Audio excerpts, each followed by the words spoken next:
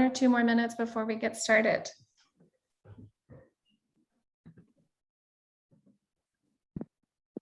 So while we're waiting, if you would introduce yourself in the chat with your name and where you're calling in from.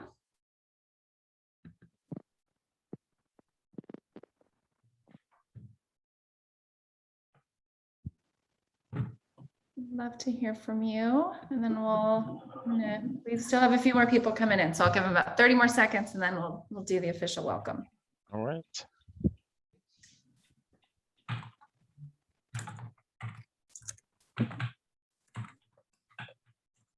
Oh, we've got a good range. Houston, New York, Connecticut, Georgia, Kansas. Awesome.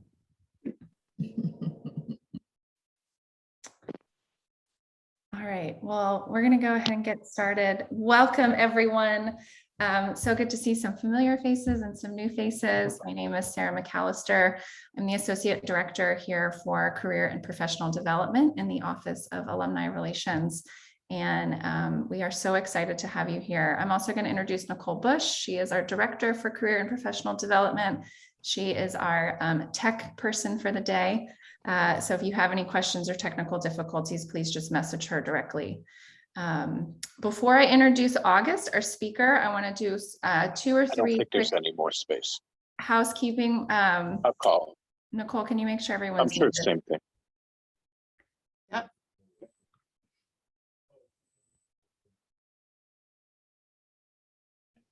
All right, so as we go through the presentation today, if you have any questions for August, please put them in the chat and we're going to have a good amount of time at the end to have discussion and to answer your questions. So as you think about them, again, throughout the presentation, please feel free to put them in the chat. This is being recorded, so if you have to jump off or you have some other things going on, just know that we will post it to our YouTube channel and send out a link as well. So let's make sure that we just jump in and use our time wisely. I'm going to go ahead and let August take it from here, introduce himself. He's going to do a little presentation and then we'll have some questions and discussion afterwards. All right, August, it's all yours. Thank you. Can you hear me okay? Yeah, perfect. Okay, wonderful. Well, thank you for having me today. This is going to be a little bit like a Quentin Tarantino movie where I will jump around and move to several different topics and introduce myself in just a little bit here. So, but before I introduce myself, I want to get started with something that struck me recently that is very appropriate to what we'll be talking about today. One of my favorite authors, Daniel Pink, has a book called A Whole New Mind.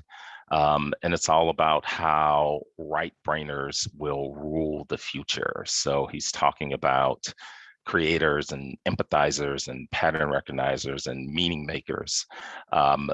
So his premise here is that professional success and satisfaction will not depend on your technical skills or your level of education or your IQ at all.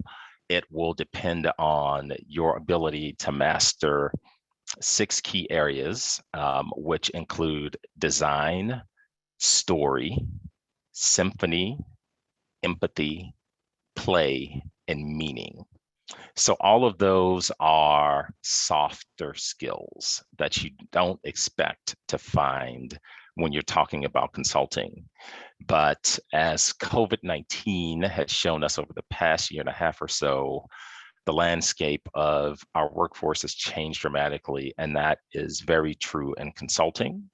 And what we're looking for in this industry is a lot different today than what we were looking for before the pandemic. We start to see that shift a couple of years before COVID hit, but now that we're all working remotely, some of these softer skills are very relevant, and they're the skills that are being sought out. So I just want you to keep those things in the back of your mind.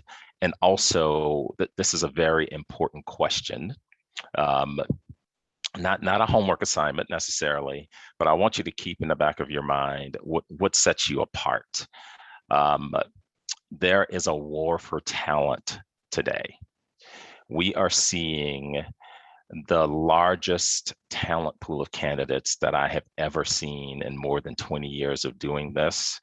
So finding ways to differentiate yourself will be key in landing an interview, once you get the interview, and separating yourself from the pack. So knowing your unique capabilities, and it could be something quirky that you have.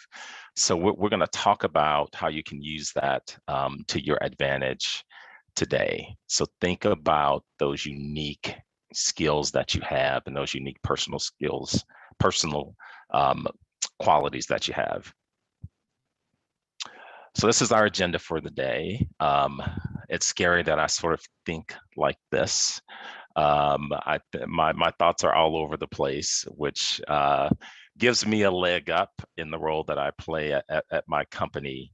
But we're going to talk about what I do, some pivoting techniques, some trends, those soft skills again, networking and interviewing, and a few other things. So just want to put that out there to show you what we'll be talking and touching upon today.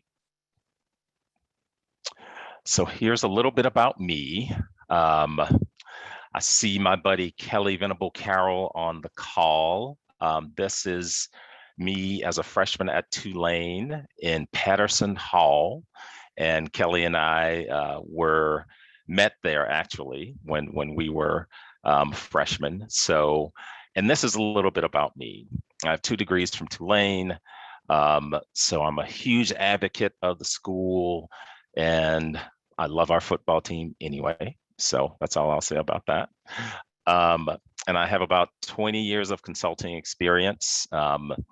On top of that, I have some background working for the federal government and for private industry as well, but the bulk of my career has been in consulting. I'm also a climate reality leader. So I trained with Vice President Al Gore in 2017 to complete the Climate Reality Leadership Core training. So I travel around the US giving his climate reality training to different stakeholder groups. I did that training last week for stakeholder groups in Europe, Asia, Latin America, as a part of the climate conference that is taking place in Glasgow right now, COP26. And we had about 2,500 people that tuned in at various times over the past week and a half or so. So there's a lot of interest right now about climate activism and the climate crisis. So I was happy about that. I'm also a former sketch comedy artist. I should put former on there. And I did a small stint acting, and I still own the DJ business, which I have for over 20 years. So those are some of the things I do in my free time, which also inform what I do in my consulting career. And I'm also currently a Tulane Alumni Association board member. And I'm headed to New Orleans today for homecoming weekend and for a board meeting. So I'm happy to be there and to be a part of that. And it's a way to get back to the university with my time, talent, and treasure, as we call it. So I will see many of you soon when I get to town. But I do a lot of work with student outreach on the TAA board. So I'm happy to be coming back to New Orleans to give updates and to help to drive our activities forward to support our alumni and our students.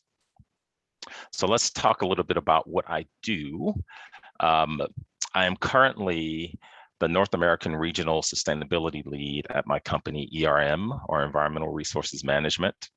And ERM is the world's largest pure play sustainability consultancy. So that means that sustainability and climate advocacy and net zero activities are our bread and butter. That's what we're solely focused on.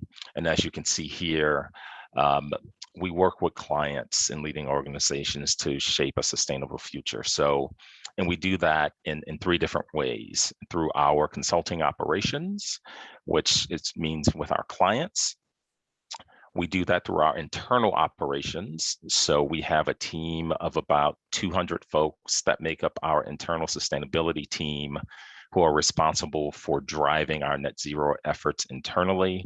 And we also have lots of partnerships. So we work with the World Business Council for Sustainable Development, and with several other organizations where we have volunteer and pro bono activities that we fund in developing countries that are all focused on the UN Sustainable Development Goals. So I love what I do, and I am on the front lines helping to make sure that we're not only supporting our clients to be more climate friendly, but that we're actually walking the talk and doing it ourselves. And here's a little bit about how we're doing it. In the climate and sustainability communities, we talk a lot about scope 1, 2, and 3 emissions. Scope 1 emissions in terms of greenhouse gas emissions are emissions that we get from our office spaces. Scope 2 comes from our fleet of vehicles, and scope 3 is our value chain. So we don't make anything. We're a professional services firm. So if you're talking about a company like Apple, for example, since they make phones and computers, their scope 3 items would be their products. So helping them to green that supply chain upstream and downstream is part of their scope 3. Our scope 3 is mostly our business travel and our commuting. So we have several campaigns globally because we're a global company where we're trying to reduce our business travel by 50% over the next several years. And we're also rethinking since COVID how we're going to return to work. I know we've closed several offices. Some people will be remote going forward indefinitely. And for the offices that we do have, we will be moving into green building spaces and making sure that we're occupying spaces that are the most climate friendly. So that's a little bit about what I do. So I'll shift now and we'll talk about high level, what are some different types of consulting entities. These are what I would say the 5 main that you see in black here. The management strategy consulting firms are the bigger firms that focus on the C-suite and really driving management decisions around strategy and implementing change from the C-suite on down. Those are your Boston Consulting Groups, McKinsey, Bain, and then there's the financial advisory firms like Deloitte and the Big Four. I worked at Deloitte for a little bit in their financial advisory services team for a little bit, so I was very familiar with that type of organization. And then there's operations and HR and IT, which are pretty self-explanatory.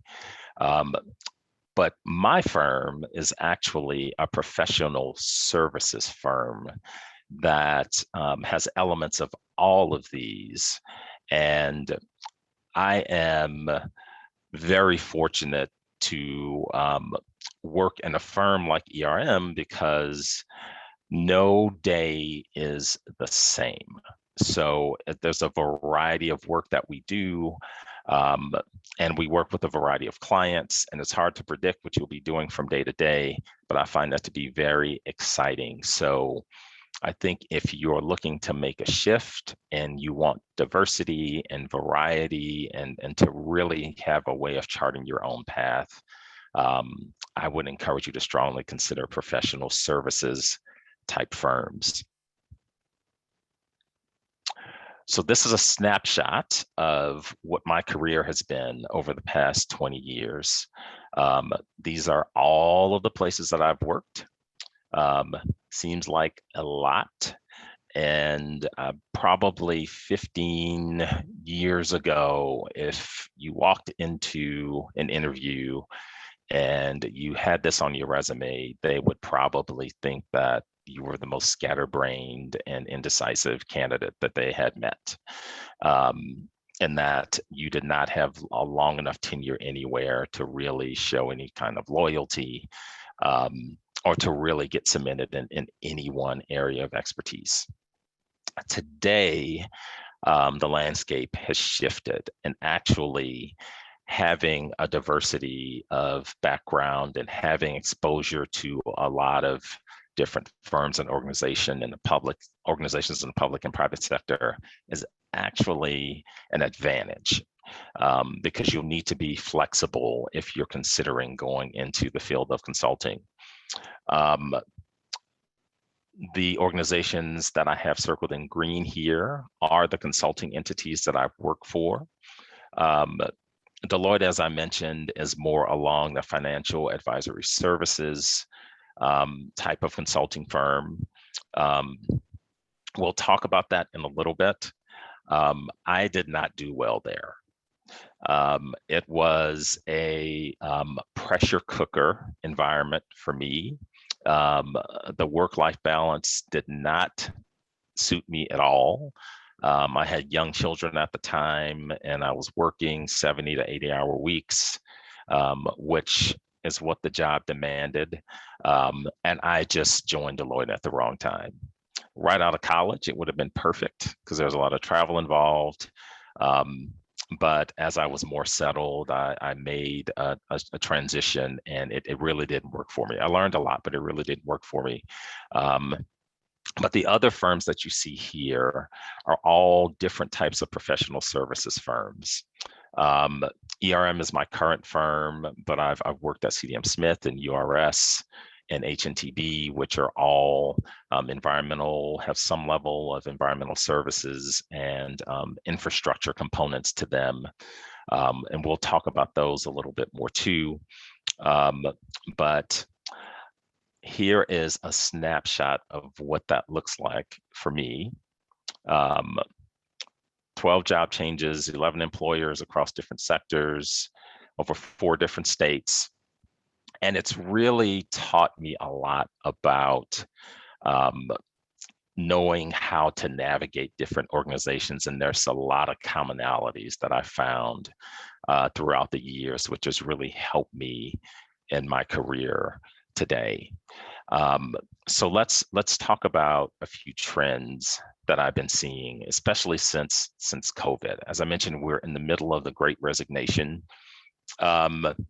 And what I've been hearing a lot has been focused on the service industry, where I've heard podcasts and news content on how a lot of wait staff are not returning to their jobs, and they're doing other things because there's just so much opportunity out there now.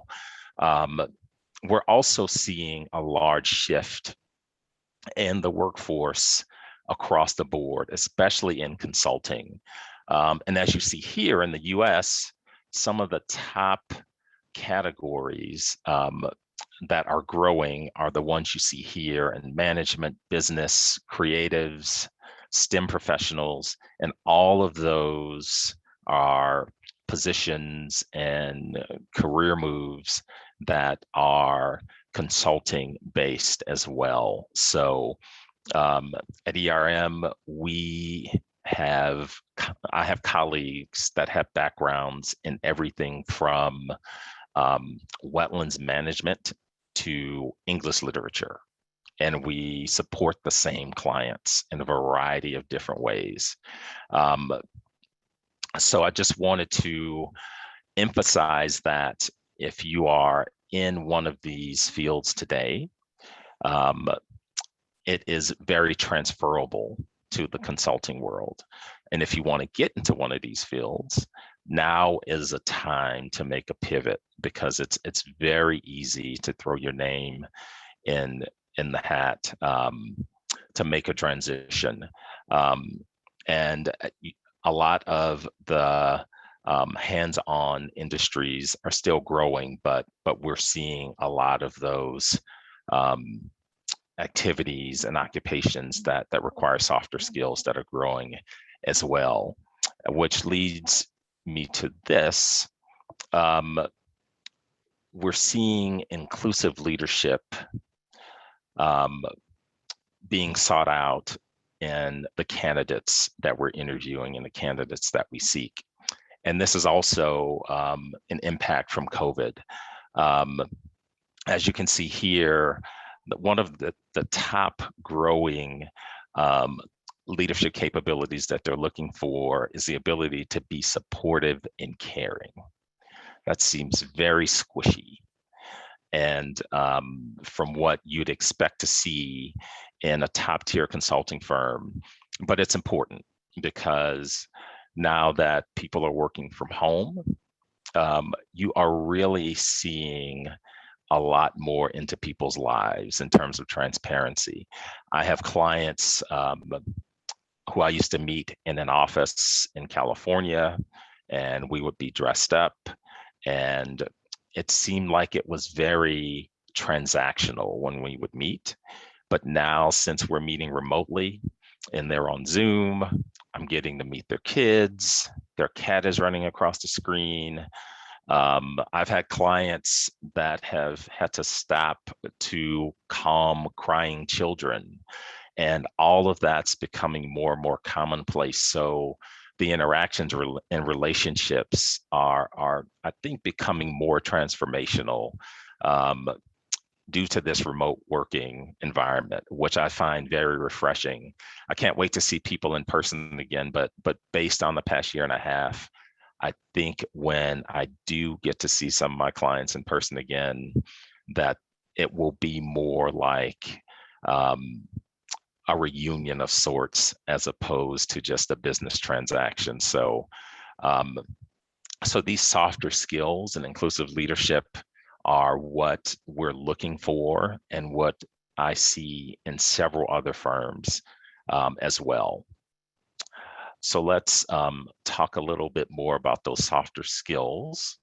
And this is a question that I'm often asked: is there a preferred personality type for a consultant? And the answer is no, there is not. And I like to stress this because some people think that they have to be extroverted to be a great consultant. I would say that is great if you're extroverted, but the majority of people I work with are definitely introverts, and they are the ones that actually drive the bus and keep people like me, who are extremely social and like to go to client meetings, on track. So I think introverts have a leg up on extroverts when it comes to consulting, because they're really good at being task oriented, and our clients really like delivery and quality products from us. And I found my niche in being more of a guide and a relationship builder. So the introverts are really the bread and butter and the power of organizations like ERM. And I want to talk a little bit about emotional intelligence for a little bit, because that's a key part of the shift that we're seeing. And part of where skill sets are going are based on what's called judgment, drive, and influence. So what you see here in terms of emotional intelligence is more about drive or self-awareness and self-management, and influence, the social awareness and relationship management piece. The great part of this is that emotional intelligence can be developed over time.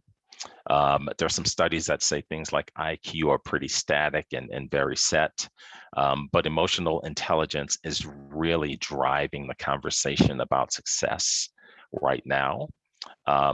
And what I'm seeing in my firm is that the folks that are getting hired and the folks that are getting promoted have great social skills and are able to build networks within the company. If we come up on something like the pandemic, um, they are able to shift and to be resilient. So those personal aspects are critical. And when challenges occur, your IQ really only gets you so far, but these drive and influence skills are really what's driving what's in the consulting industry right now. And in terms of interviewing, this is what we've been seeing. So it used to be a performance-based activity, but now we are interviewing at ERM, for example, based on what we see as potential. So the likelihood of future success. It's great if you have all of this wonderful experience under your belt. It's great if you went to a great school and you have some experience. But if you come in and you can't demonstrate that you can be a part of a team, you can't demonstrate that you have the capacity to be creative, that will actually shoot you in the foot. So, because interviews today, by and large, that I've seen have been behavior-based. So even when we interview students who haven't graduated yet, we know they don't have any job experience, but we'll say, tell us about a project and tell us about a leadership role you took on that project, and tell us about challenges and challenging personalities that you have to deal with on that project. And it's so we really focus on how folks think through those type of relationship-based questions, and also their ability to collaborate, because we're consulting is a client-focused industry. So clients somewhat buy into the company, but they're really buying you as a consultant, especially in professional services. I've had a lot of interviewing experiences. When I first started at ERM, I met with one of the managing partners, and I had a suit on. I met her at a Starbucks, and I was ready. I had my nice bag with me. I pulled out my resume, and she said, "Put all of that away. You wouldn't be sitting here if you weren't qualified. So I have one question for you. Are you ready to have some fun? Define fun." And I was like, "You're joking, right?" She's like, "No, define fun. Tell me what you think is fun." And we had a conversation for 20 minutes about having fun and what we wanted to work on. And I was hired based on that. I wasn't expecting it, but I was hired based on that.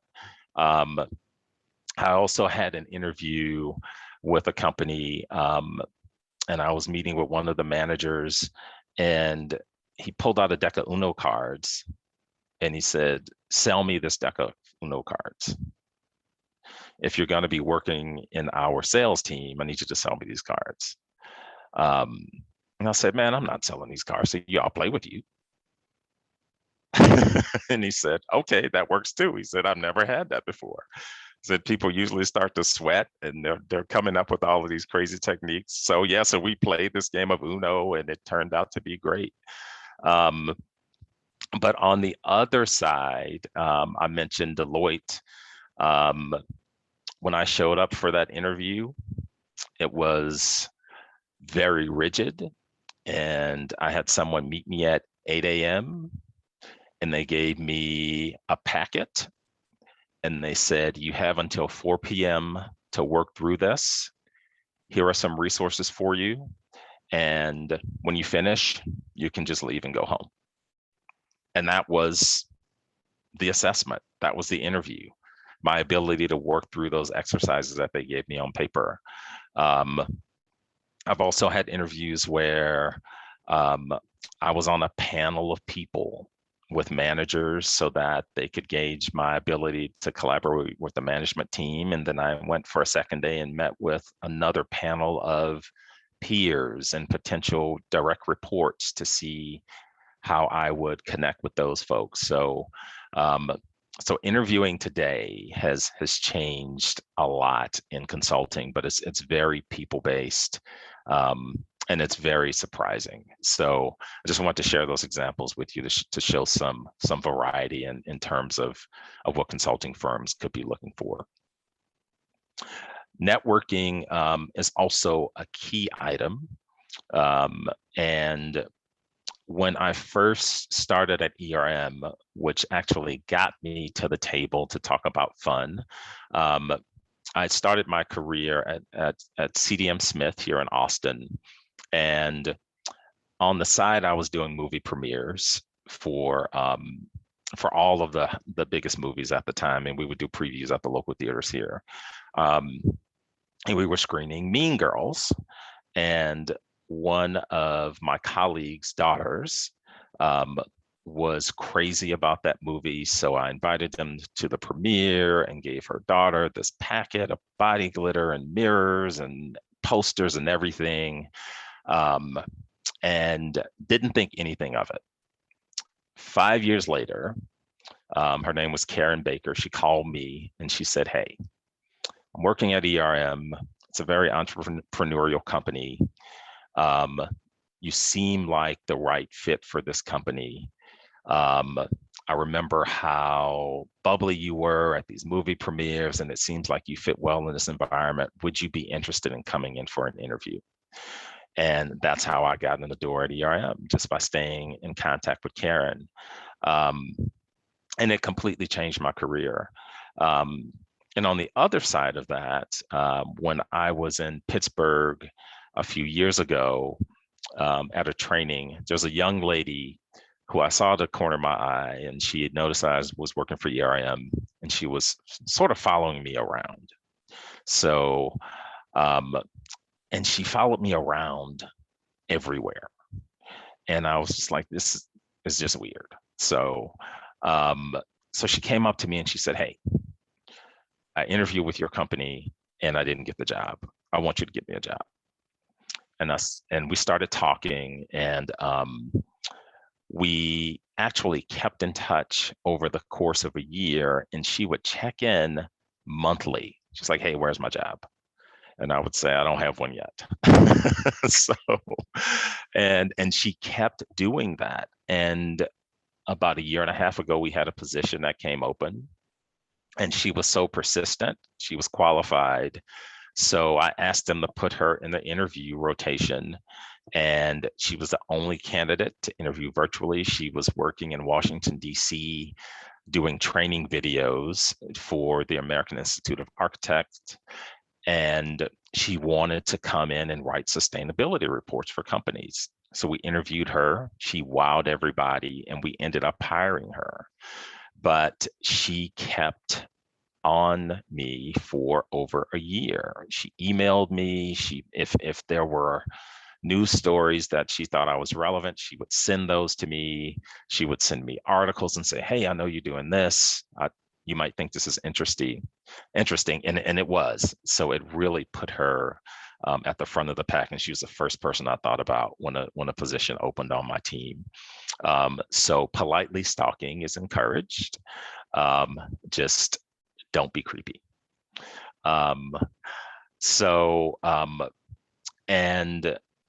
in terms of networking, this is the last story I'll share. I was downsized from a company in 2010, a consulting firm called URS. And I kept in touch with my team there and with one of our clients. And it actually gave me an opportunity to figure out if I wanted to be an entrepreneur. So I had a great relationship with one of my clients, and they actually wanted to hire me to work for them directly. And I said, "Well, how about you hire me as an entity on my own, and I'll provide you consulting services, and we will look at this on a 3-month basis and see if it's still working."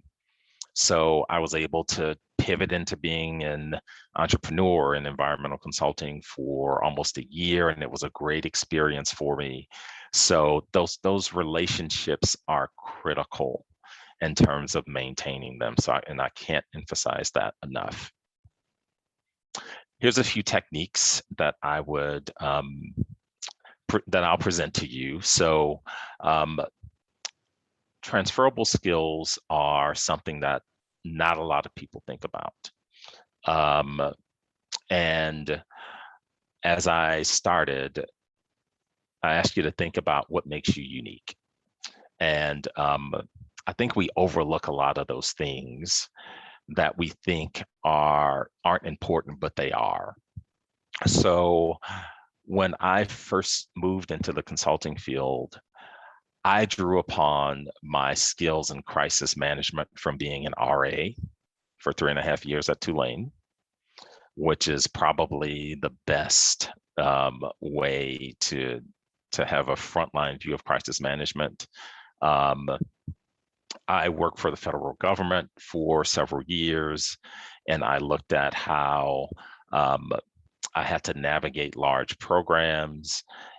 So I knew how to organize and to do budgeting very well from that experience, which is very attractive in consulting. So, and I was talking to a young lady who's a student at Tulane, and her only experience was working at a Walgreens uptown in New Orleans, and she was a cashier. And I said, look, if you can be a cashier at Walgreens and deal with crazy people all day in New Orleans, that is one of the best customer service positions that I think you can have. And if we can tweak your resume a bit to talk about how you can manage people and how you can help to de-escalate things and just to be personable and to really develop relationships of customers that are coming in and out that you see all the time, that's really what you're going to have to do when you're dealing with these Fortune 500 clients that we have on these large sustainability projects. Also, I would encourage you to rethink your social media approach. The pandemic is ripe for showcasing yourself on social media. LinkedIn is a wonderful place to start. And I know we have some resources that can help you there, but it's really critical to make your presence known on social media.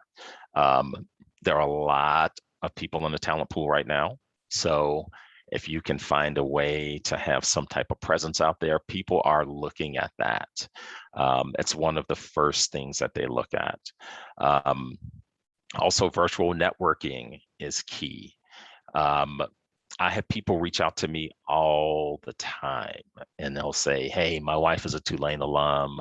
I'd love if I could get 15 minutes of your time. Or I see that we share this in common. Would you be willing to meet with me or refer me to somebody? And my answer is always yes to that. It's more of a time crunch for me getting to everybody, but now is the time to not be shy about reaching out to people. Also, kind of revamping your resume a bit is also key. I've seen that functional resumes that have those transferable skills have been very attractive lately. I just hired a young man who has been working in banking his entire career. And he wants to do sustainability consulting, and he's interested in what's called ESG or environmental, social, and governance.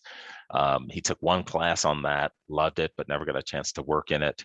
But we interviewed him and he wowed us because he has all of those skills that we're looking for in terms of developing clients, in terms of managing projects. And for some of those topical areas that he doesn't have, we'll just train him and get him up to speed in those things. But he really showed us that he has the ability to collaborate and to develop. And it goes back to that potential item that I talked about. So, but he had a polished resume that really talked about his skill set, which we were looking for. And he found our job posting and our open rec, and he adapted his resume to that. It is a lot of work to do that for different positions, but I highly recommend it to set yourself apart. And the last part goes back to to networking a bit. If you reach out and somebody doesn't reach back, that's okay. I know in my case, it may just come down to people being busy, since we really don't have a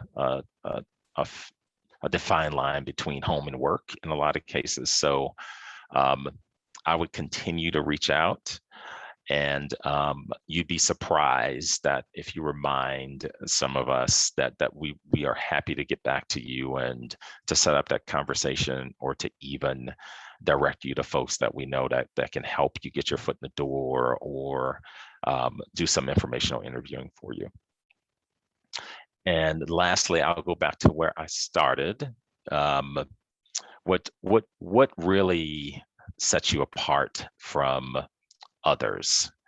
When I interviewed the last young lady who I hired on my team, she went to Carnegie Mellon, and she was a spreadsheet whiz, but she had this passion for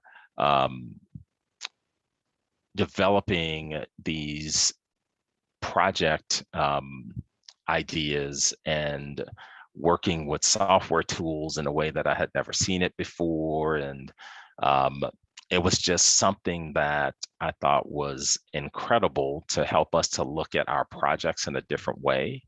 And we needed someone who could help us in the digital space, and she demonstrated that. So I would make sure you focus on those things. And it was a hobby of hers.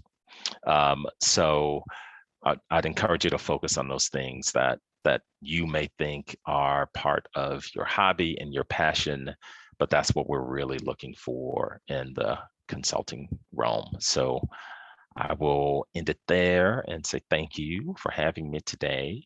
And I think we will go to some questions now. August, thank you so much. This has been so great. And I'm going to jump straight in because we have some really great questions. So the first one is, I think, a pretty straight and forward one. Where does sales consulting land in terms of the types? Is it HR professional services or management and strategy? Where does it fall in terms of the types?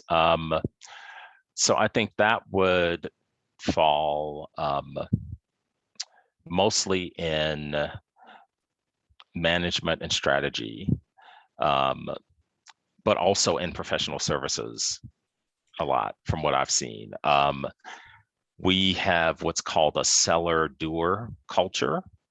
So I am involved on the delivery side of projects, but I also have to develop and onboard new clients, and I have sales goals and metrics from a professional services perspective. So I've seen that a lot in the professional services end, but I know on the management and strategy side, it varies a bit as there are more senior people involved in those client relationships, and then there's separate teams that are on the delivery side.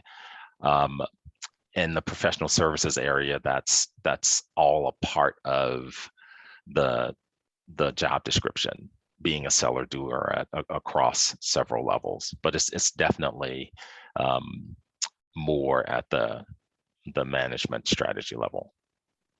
Okay, great. That's helpful. Thank you. The next question is about the soft skills that you talked about. I know that you mentioned kind of revamping your resume, but this question is more about can you talk about the logistics of conveying those soft skills to a potential employer on your resume? Yeah. So how do you make it stand out, you mean, and pop? So the resumes that we've seen and really flagged have been the ones that, as I mentioned, have been more functional. So if we look for team collaboration or team leadership words, like collaborated with or managed a team of X number of people to address a social issue, for example, as opposed to coming up with a sales number. Also, we under skills, a lot of people have things like, Microsoft Office and developer skills. In that section is where I would put where you have social entrepreneurship skills or relationship development skills, client management skills, and list them there. And as opposed to just listing out that you're an Excel whiz or you are an expert in biodiversity or whatever it is. So I would enter a skills section where you can list out those skills, and also in the specific job posting or description, I would describe it in a way that you can manage and lead and collaborate with people, and not just focus on those quantitative results. I would make it as qualitative as possible. Okay, that's really helpful. So I know you talked, the next question is about something you had touched on, but I want you to expand on it if you can. Okay. So the question is about, have you ever considered independent consulting versus working for a firm, which you've done both? Yes. Right. So can you just expand a little bit more on kind of why did you choose the path choose the path at that time? I had worked for firms for about 10 years at that point. And I was really dependent upon the work that they gave me, which wasn't necessarily the work that I wanted to do. So when I branched out on my own, it was providing services that I was really passionate about. So that was the main reason for the shift. I just got tired of doing projects that were assigned to me and not having the ability to develop the projects that I wanted to do. So when I went to business for myself, I was actually able to do that for a bit. The reason that I went back to work for a company was it was during that time when the recession was just ending, and the healthcare situation was in flux, and so my overhead expenses were increasing. And if you're in business for yourself, every day that you don't work is every day that you're not getting paid. So I wanted to find a company where I could still develop and be my own entity within that firm, which is why I chose ERM, but they provide the infrastructure for me to do it. So I don't have any overhead expenses, and I have the benefits that I need, but I can really develop my own business within this business and move it in the direction that I want it to go. So that was the main reason. I have friends who are entrepreneurs and they love it. And they would never work for anybody again, and I think that's wonderful. But for me at this time, I just need more stability and structure, and that's where I am right now. So. Yeah, I'm hearing a lot, and I wanted to just kind of sum that up because it's something that you said previously is a theme that I've been hearing throughout your experience is the authentic, like you knowing who you are and being really clear about your needs in that moment, right? I think that was what stuck out to me about your story of selling me the Uno, like sell me this. Right. You're like, no, I'm not going to do that. I think I've talked to a lot of people where they would never even consider answering it that way. But having just kind of knowing yourself in that moment. So I think that sounds like it's also very much a part of how you're making your decisions to be an entrepreneur, to work for a company. Yeah. Well, and also, Sarah, when I was branching out to be an entrepreneur, my financial situation was a lot more stable. my kids were smaller, and it provided me more flexibility to be around them. Um, but now, fast forward 10 years later, we're looking at college in a few years, and really trying to develop some action plans for retirement. So um, I love the position that I am within ERM right now. Another reason that I've chosen to stay here is that I'm now on the partnership track, which means that I'll have an ability to be an owner in the company, and to really drive the organization in many ways, but also have skin in the game, and benefit, both professionally and financially in ways that I haven't been before. So I'm looking forward to that as well. Nice, that's exciting. So the next question is also going back to one of your stories about an interview question. So what is your definition of fun? What is my definition of fun? It's being able to talk to and develop relationships with people from all over the world. I think that's one of the most exciting things to me that I've been able to do. I one of my roles is I train. We do audits globally, and I train colleagues in Russia and in India and in France and in Japan. And I get to meet these amazing people and learn about them. And that's what really keeps me going. So it's the relationships that I get to develop, and what I get to learn from people is really the most fun part of having this job. As I said before, I'm the guy that shows up at work, and I'm immediately in the kitchen at the water cooler having a conversation. So being able to be around people and do that is really what I love. And since consulting is such a people-oriented field, and I get to do that with my colleagues and with my clients, I think that's the most fun part of it for me. Thank you. So we have, I want to keep moving with the questions, but I also want to recognize that I don't think we're going to have enough time to go through all of the questions. So for the questions that we don't get to, is it okay if I send them to you? And then Sure. Okay. So just those that I don't get to, just know that they will get answered eventually. Okay. So this next one is about kind of this new-ish phase of interviewing where it's about recorded interviews. So how do you suggest showing your behavior and successes in recorded interviews with one or two questions that you only have 2 minutes or less to answer? Meaning that you submit your recording as opposed to being in front of people? Yes. That's a great question. It kind of goes back to what I said before.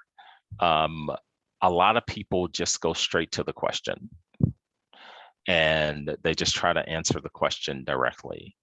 But they're really trying to get a sense of who you are, and in addition to what you do or what you've done. So I would try to personalize those answers. So for example, I just had to do something like this internally for the partnership interview that we had. And one of the questions was, what's your approach to addressing challenges with difficult clients? And I started off talking about being from Treme and saying that one of our mantras is, won't back down, don't know how, and just really personalized it to how where I grew up has shaped my approach to managing people, And then I went into how I would address it with clients.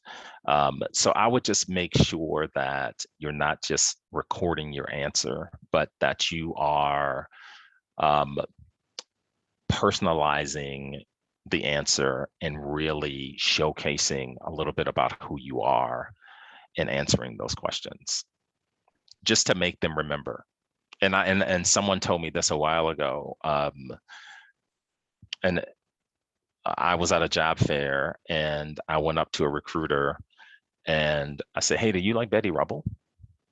And she said, "From the Flintstones?" And I said, "Yeah." And she said, "That's an odd question." I said, "Yeah, I know." And we started talking, and she was interviewing hundreds of people, and she called me a week later and she's like, "Hey, Flintstones guy, I remember talking to you." So it's just finding a way to set yourself apart, I think. Mhm. Yeah. Oh, great.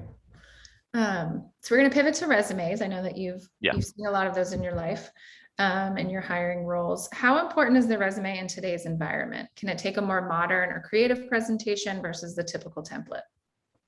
It definitely can be more modern and creative.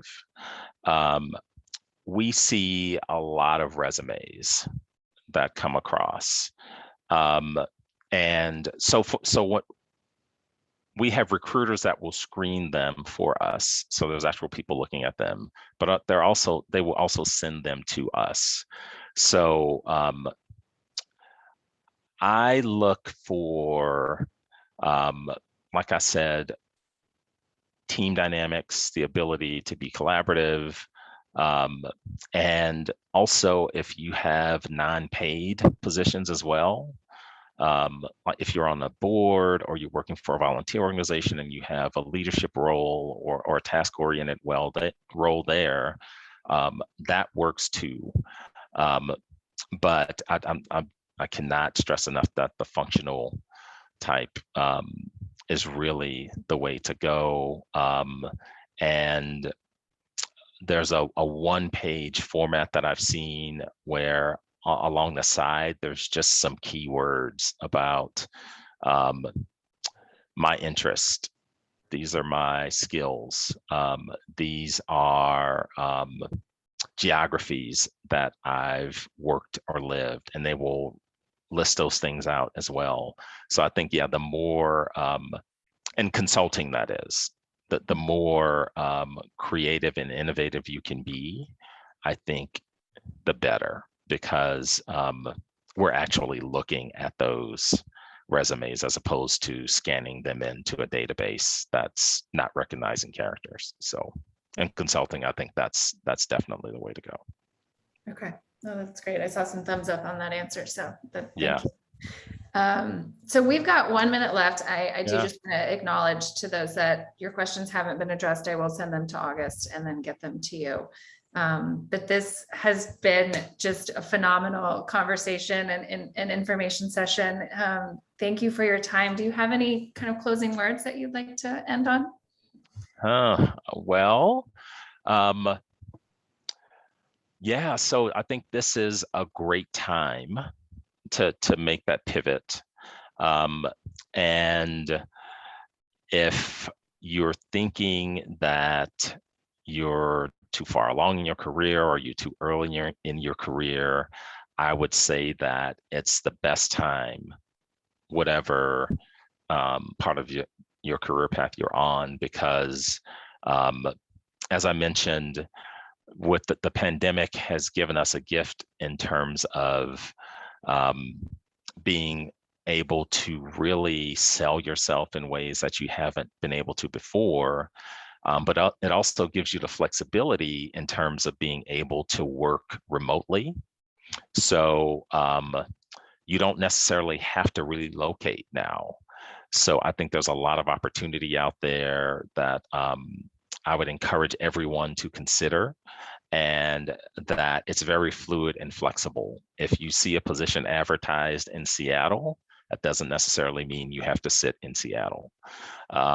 So I would not shy away from positions that are location-based, that are outside of your geography.